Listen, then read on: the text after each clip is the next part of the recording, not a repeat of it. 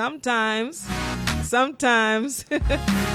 some people say he's controversial sometimes. I will ask him why. Maybe he doesn't even believe that he's controversial. Maybe people take what he says out of context and all that.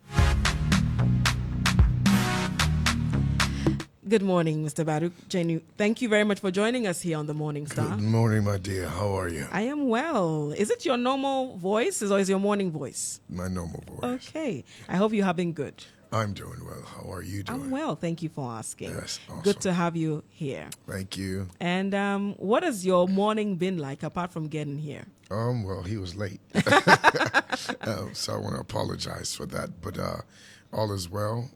Feel strong, and we're good to go. And how is the family? Everybody's doing well by God's grace. How long have you been around? Just I think about a week and some change. Yeah. Okay. And how has the feeling been like being back home? It is always good to be back home. Like they say, no place like home. So, of course, you get good food and, good fruits and organic stuff. Yeah, so I'm always happy to be home. Is it really the case that there's no place like home? Because home can be anywhere you choose to be home, right? Yes, but yeah, that's home, right? Yeah, that's true. I always enjoy here. Sometimes you just want to put on the radio station and just listen to it and reminisce, right? Yeah, so yeah, no place like home. And I did say that, sometimes they say that you are quite controversial. Are you? I don't think so. You don't think so? I think I share my opinions and my views.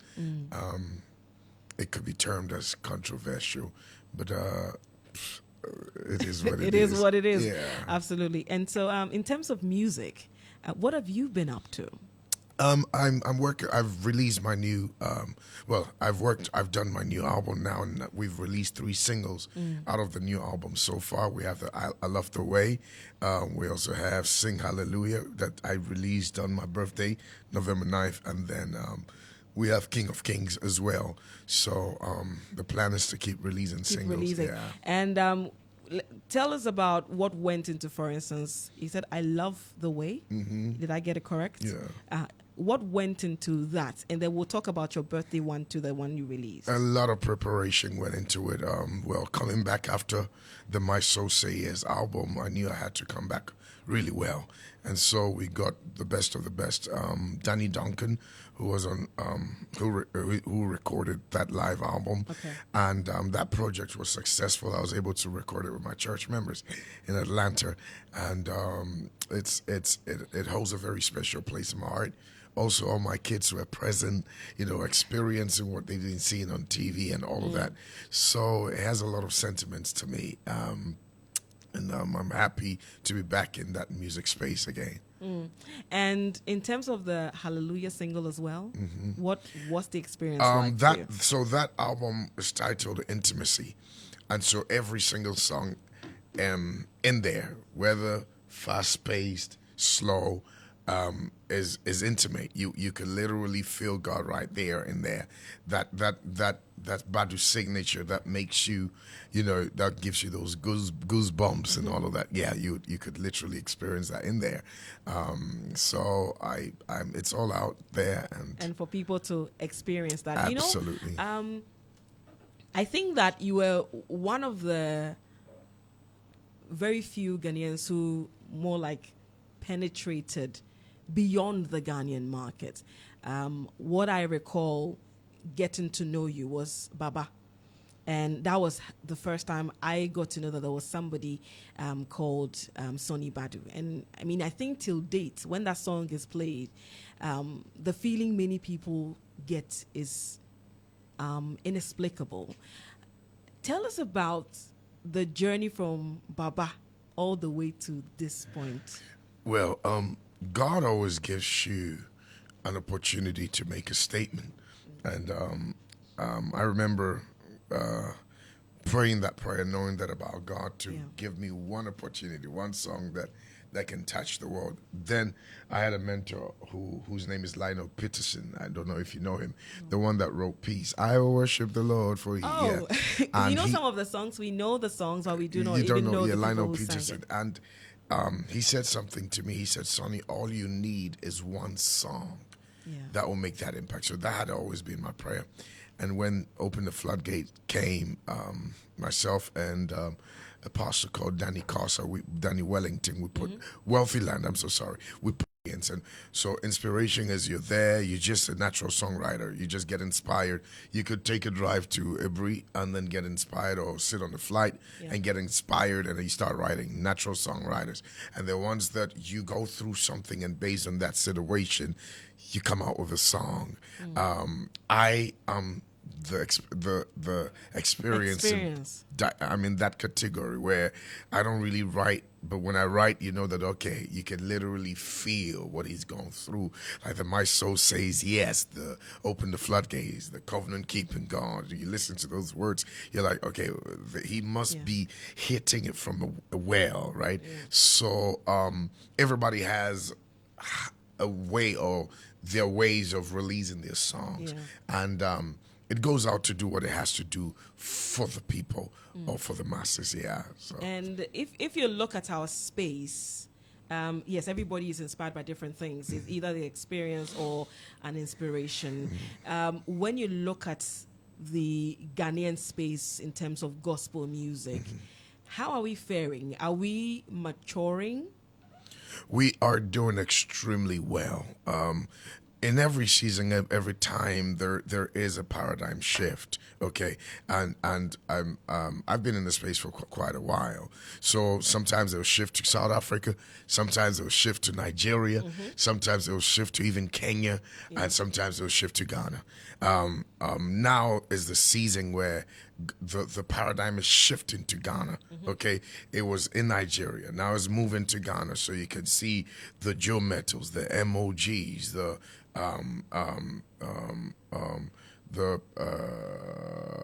Akesha Brimpongs, all of them, Luigi McLean's, all of them. Everybody's rising, and it's because it's that time, it's that season.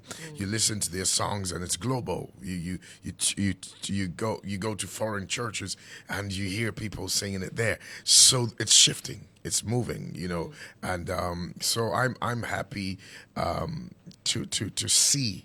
That the ball is shifting to Ghana. Towards Ghana. Absolutely. And, these days we are seeing a lot of medleys also being done by various gospel artists. But what is the feeling like when you do an original song and it turns out to become an anthem, like the way Open the Floodgates became an anthem? How does it feel like? Man, you can't describe it. You've got to experience it. If I describe it to you, I don't know that particular thing in your life that I can compare it to. But there's something about you lifting up a song that people perhaps were waiting 1 hour for, 2 hours for. They take that song, they take it over from you, they begin to see it. You get emotional, people cry when they hear that song. I think one of the places I got really moved was Suriname. People flew from Amsterdam to Suriname. There were about 15,000 people. And from song 1 to song 30, I did 3-hour set, and I didn't even sing through any of the song. You lifted up, Suriname was singing. You lifted up, and that was the season where you would walk in the market in Suriname, and you'd hear your songs being bootlegged everywhere. I'm in London, right? But my songs have been bootlegged in Suriname, and I was happy because some of them didn't have, those social media, privileges, and so that feeling, hearing foreigners sing Aribiti, Arabata, and you having that opportunity to teach different languages. Oh man, I don't know what to describe in your life that will let you understand it. And then again, you spoke about the element of language. Does it play any role at all in terms of the music, or once it's one that is spirit-filled, it doesn't matter wherever it goes? Language, you can make impact with any language you sing in, provided that you have excellence in your craft. Now, I'm talking across board, okay? But let's come to gospel. Gospel needs excellence and the oil, which is the anointing, that extra factor that makes you hear a song. You don't know what it means, but something is hitting you, which is the presence of God. So when we were young, we hear Rebecca Malope, right? Yeah. And we didn't know what she was singing, but we were like literally gobsmacked because we heard Rebecca. We have Joyous Celebration. We have, even in Nigeria, we had a lot of Igbo songs that we don't know what it means. Nope.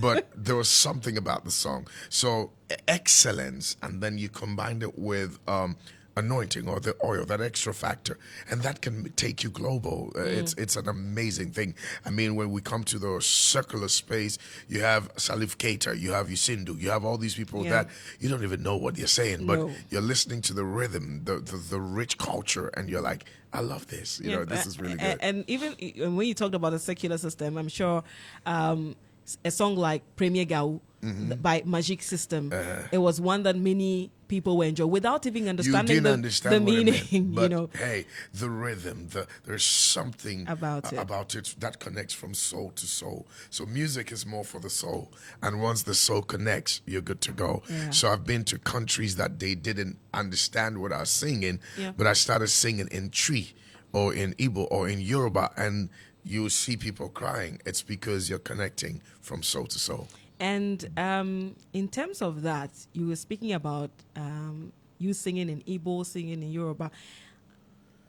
You realized that very early, before many people started switching, trying to incorporate that in their song. Did you realize the commercial ability that had, or it was just spirit-led? I think it's a gift from God. Okay.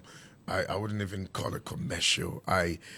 When I started, I wasn't thinking about commercial. I was just that person who just wants to do it for Jesus, just want to do it for God. But I discovered that I was quite good with languages and the interpretation of languages and understanding languages. So I started, like you said, early learning, dictional pronunciation and all of that, and that also shaped me up to be able to make that impact globally, all over the world, because I'm able to connect with them in their own dialect, in their own language. And once again, I would stay on this element about the commercial element and then spirit-filled. Are we seeing people moving towards commercial gospel music or spirit-filled gospel music, or a combination of those? Spirit-filled administration. I think there is the now realization that the spirit-filled gospel music can be commercialized. Okay. Does that make sense? Yes. Did I answer you right? Yes. What do I mean? Anybody that puts their song out there on every digital platform is not doing it for free. You got it. So you realize that the spirit-filled could be commercialized. And it's rightly so. It's good to do that. That's how you benefit from your craft. That's how you benefit from your gift. You understand? You can't waste your gift and just be there. You will be frustrated with that gift. You get what I mean? Yeah. So I think it's a good thing that you go to the studio, you produce your album, pay for it, and when it blesses the world, you also gain that leverage out of it. So yes, spirit-filled and commercialization is a perfect combination. There's nothing wrong with it. If you are super spirit-filled, you end up regretting not doing what you could have done when you had the opportunity to. So you need that balance there. Don't be totally commercialized to forget about the spirituality. You got to blend the two. It's very important. So, like, absolutely, you say, give unto Caesar what belongs for to the Caesar. gospel space. Yeah, for the gospel space. And I will remain there a while longer because there are times where people talk about, for instance, if there is a gospel artist going to perform in a church, people talk about it needing to be free because it is ministration. Is there any substance in that kind of argument? You see, everyone has their point of opinion. Yeah. You're sitting here, I could tell you what shirt you should have worn to sat on the show because it's a morning show. So everybody is entitled to their opinion. But let's come to reality. Let's come to what's real. You see, if there was a place like free gospel, free recording studio, free video studio, free whatever for gospel artists, then you can also hit the free sector when he enters a church. Now, this is my opinion, okay? Now, let's work some mathematics here. The same amount of money you pay for recording a song, a single, is the same amount of money the studio engineer will charge a secular person. Okay, so that's equal. Let's say $2,000, right? Then you've got to produce it, do your video clip and everything. That's $5,000, right? Do you understand what I'm saying? So you paid it from your pocket, and then you go to, say, a church, and their philosophy is, freely did you receive, so freely should you give. I understand that concept, but you did not receive that recording. Whoever did it for you did not do it for free. If you're a husband, you've got to feed your family. If you're a responsible person and you have kids, you got to feed your family. So naturally, the church should be a blessing to you. So much so that it's worth what you've put in there. But here's where the problem is. Sometimes, that's my point of view. I've been around for a long time. Sometimes you're given below your expectation. And the painful part is you leave that place in pain and hurt because of what you were given. Okay, you take your whole band, maybe a 10-piece band. None of them will play for free. You got to give everybody something. Okay, so imagine, let's come to Ghana. Imagine spending maybe 5,000 Ghana to make sure your band members are fine. Okay, then the church gives you 1,000 Ghana to say thank you. How do you take care of the people and take care of yourself? Do you understand where the dynamics are? However, there are also certain countries like Nigeria, other countries that understands these. So what has helped most of these musicians there is this gentleman's language that we know what my worth is and we know what you do. I don't need to put a charge to you, but we know you know what to do. I know how to take care of you. I know how to take care of you based on relationship. Most of them who say they don't charge, they've built a relationship with these pastors for a long time, and they know what they're expecting. I can guarantee you, if they don't know what they're expecting, they'll tell the pastor they're booked. I can tell you this. I've been in this thing for a long time. It's as simple as that. They'll be so tactful and tell the pastors, oh, I'm sorry, that date is booked. So when they say, I do it for free, it's the work of the Lord, absolutely great. But the places you're going to, that pastor knows that he has to probably give you your $10,000. It's a gentleman's language. You've done it with them 5 years, 10 years. You can even go home, and in 2 weeks they'll give you, they will. If I go to House on the Rock in Pastor Paul Adefaris, I've never charged Pastor Paul. But he will sort you out. Oh, God. Let me tell you, the moment they call you from experience around February, experience is in December. When they call you for experience in February, they pay you in February. Wow. Do you understand the dynamics? They pay you ahead of December. Once you say, yep, I'm available within a week, your honorarium, your ticket, everything is in your bank account. Same with other churches. So you understand, and you build a relationship with them over time. Okay. So you know that every year you're going to go to this place. So your diary's already booked. The ones that will call you that you don't know what to do, you tell them, oh, sorry, I'm booked. Because you don't know what to expect. So I can explain it better to people. This is how the dynamics works. But then if pastors can understand the effort that goes in and appreciate the craft in such a way that that person coming to you knows that, like Professor Kodia, Potter's House, you don't need to negotiate anything with him. Oh, no. He gonna take care of you.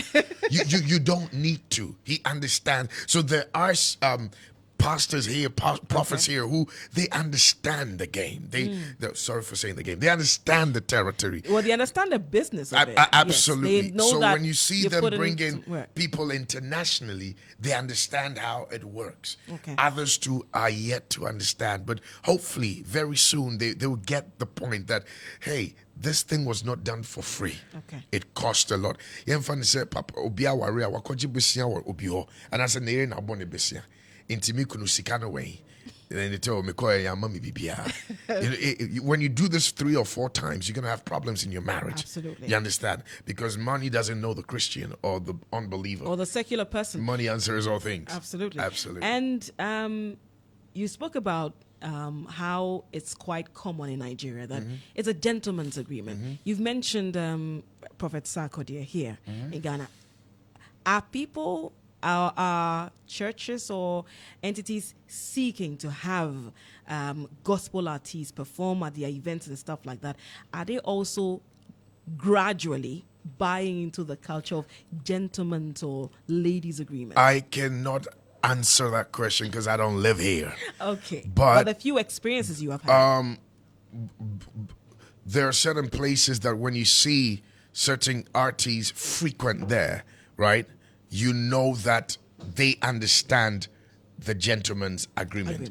And sometimes they give you beyond your expectation. They know your worth. They know your value. So I cannot really explain this part on behalf of anybody. I understand you perfectly. You were speaking from your experience. Absolutely. Yeah. Now let's talk about the agromoti rhythms of Africa. This is coming up on the 29th of November. Yeah. Agromoti. Why Agromoti? Agromoti is the title sponsor, and I'm honored to be working on this project with them. Okay. They have been incredible. This year they're teaming up with Silicon House. Okay. And so the production is going to be top notch. If you were at last year's concert at the Grand Arena, people are still talking about the production.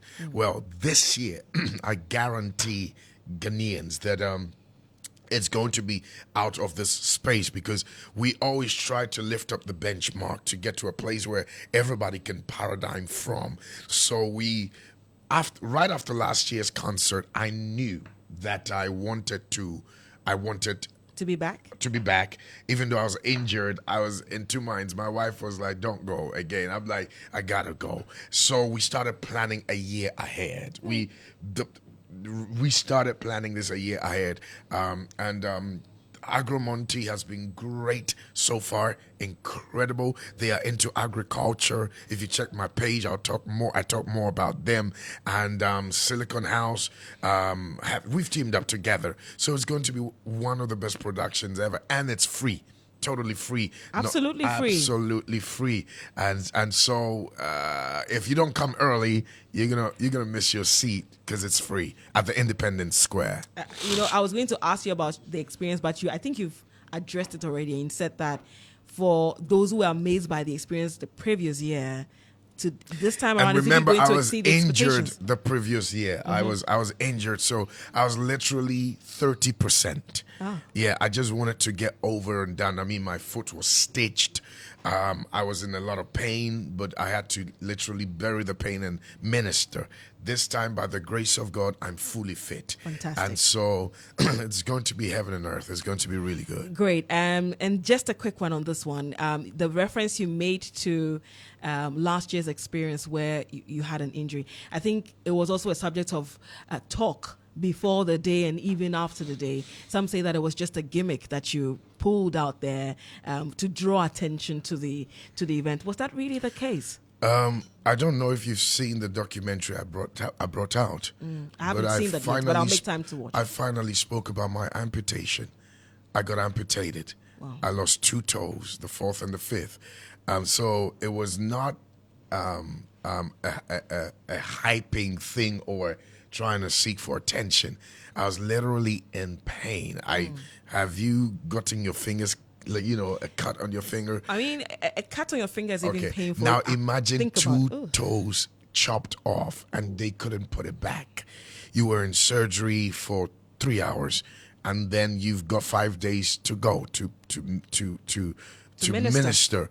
And so I understand why they felt it was fake, because of the strength God gave me, and I kept quiet about it because it wasn't time to really talk about the injury. And the reason was I was still traumatized. In fact, I was a bit embarrassed about it. I didn't know how to live moving forward. How would it be? Do you want people to know you only have 3 toes? And I hit depression. I've been through all. One day I watched, my wife showed me a documentary of a young man who lost his leg. And that young man is now encouraging people. And that's what gave me that strength, that if somebody has lost his leg and he's encouraging people, then I've lost just 2 toes, and it's even, missing. It's even hidden. So let me tell the world what actually happened to me. And it became the first journey to me healing therapeutically. We went through a lot of dark times. My family, my kids, my son was traumatized. Think about it. He wanted to cut his foot because daddy's foot is not there. You wake up every morning and your kids are asking you, are the foot gonna grow? Is it gonna grow? Are the toes gonna grow back? I understand how people felt it was false based on the energy I still went for. But that was just 30%. There was one time I tried to jump. I think I forgot about myself, and a stitch came out, And that day I was fasting as well, so I didn't take no painkiller, no food, no nothing, So I think God gave me that strength to carry it through. And I'm back here by the grace of God. And that date, November 29th, remember we moved it from Accra Sports Stadium to Independence Square, is that very date last year I had that accident. So personally, it's a Thanksgiving service for me. Yeah. I'm grateful to God to see life, and even more grateful to see my children grow, because I would have never want to leave my children behind. Sonnie Badu, thank Yes, you very ma'am. much. It's been great having a conversation with you. I think that if we want to have a conversation, we'll be going on and on, but there's something you want to add quickly? So there is a barcode, because there are a lot of things we're going to give out on that night. There's this lights that, I'm not going to say much about it, right? Okay. Wrist lights, okay? Wristband lights. But this one is different. We control the colors. Listen, there are a lot of things we're going to give to people. So on the billboards, which are coming out, you're going to see a barcode. You got to scan it, let us know you're coming, or go dial *928 *024 hash. *928 *024 hash. Once you dial that, we know you're coming. It's very important. It's free. Come early so you can get a lot of gifts from us. Okay. Most of the sponsors are giving out so many stuff, and we want to know. We're expecting about 30,000 people. 30,000 people. By the grace of God. By the grace of you God. speak a thing and expect it to come to Absolutely. pass. And so it's free, but people have to register. Is that what it Register. is? Just scan the barcode and register, so we know you're coming and we prepare for you. There are certain segments we want people to sit because of how the night is going to look on the drone. It's it's going to be good. You're already excited. We have the team red. Okay, let me give you a little bit. So Okay. there's going to be a team red, there's going to be a team yellow, and a team green. And a black star. And when the drone hits it, all lights will be put on, and you'd see the gun. Oh man, it's going to be crazy. Fantastic. This production is the one. And I know that we know the work that Silicon House is capable of doing. So just make sure that you scan the barcode of the billboards that will be littered across the capital or any other part of the Yes, ma'am. country, and then make sure that you register. Sonnie Badu, thank you so much for I am gracing grateful. our studios. Thank you. We absolutely loved it with you here. Thank you.